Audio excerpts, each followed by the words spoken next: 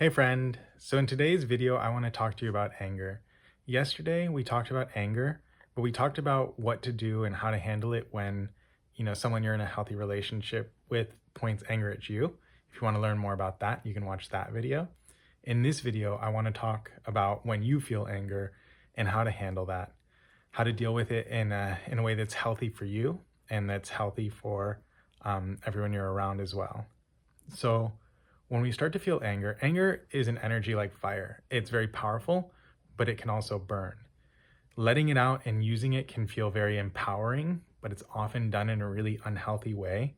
And I would say that you're probably better off not doing that most of the time. There are certainly times where expressing your anger in anger is very, very appropriate. If you're on the other end of someone's abuse, then it's a good time to do that. But even then, the best way to do it is to do it for them. So noticing that their abuse is really, really unhealthy for them, and kind of using it the way you would train a dog, like, maybe like being like yelling and being like very powerful in that moment, but not because you want to like punish the dog, but because you want the dog to learn that what they're doing is not good. It's not good for them. It's not good for anyone. So I could talk more about that in another time. In this time, I'm going to talk about in this video, I'm going to talk about the times where your anger probably shouldn't be, expressed or released out into the world or onto someone. So for example, if you're interacting with coworkers or a friend or a loved one and something kind of just like erupts inside of you, rather than just spewing that out onto them by like yelling and screaming or even just having this intense, frustrated energy, a much better thing to do would be to give yourself some time and some space to be with that anger.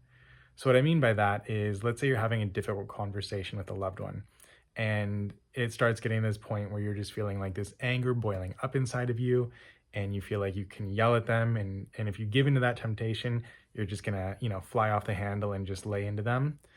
The best thing to do is to just say, like, hey, let's pause this for a moment. I need to just take some space just for a few minutes. Maybe it takes longer than a few minutes. For me, at this point, it only takes a few minutes most of the time. Sometimes that's not the case. Sometimes it takes days. That's totally fine.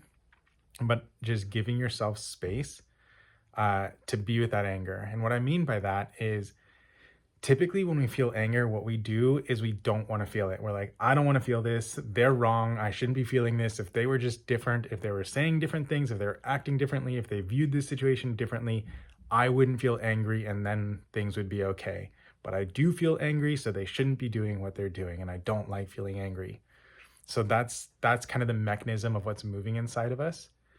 The way to handle that is, again, to give yourself space, and then rather than trying to resist that feeling of anger and getting stuck in these like mental loops of like, intense, hey, no, not right now, I'm doing something on video, 5 minutes. So rather than sorry about that. Rather than getting caught in that mental loop and believing all these thoughts, do your best just to separate from the thoughts and not pay attention to them, not believe them, not like get caught in this loop, and then just let yourself feel the anger. And by that I mean like embrace it, like be like, okay, and now I'm just gonna let myself feel angry, like let it express on your face, like, ugh, feel the frustration. And when you stop resisting it, you'll see that you can process it pretty quickly most of the time. So when you're not resisting it, it just kind of like burns and burns, and then it kind of like, it's enjoyable even, and then it burns off, and then you're able to handle the situation in a very different way where you're not, basically going to be abusive to someone or lay into them, and you can just like process it and see, well, how do I see this situation now that I've processed the anger? And you'll see that those kind of circular thoughts of like, they shouldn't have done this, they shouldn't have said that, it'll be very, very different. You might not even feel that they shouldn't have done what they said or did or whatever. You might feel, like, actually what they did was very, understandable. And I think in the future we should handle things differently, and communicate differently, but I get where they're coming from and why they're coming from that.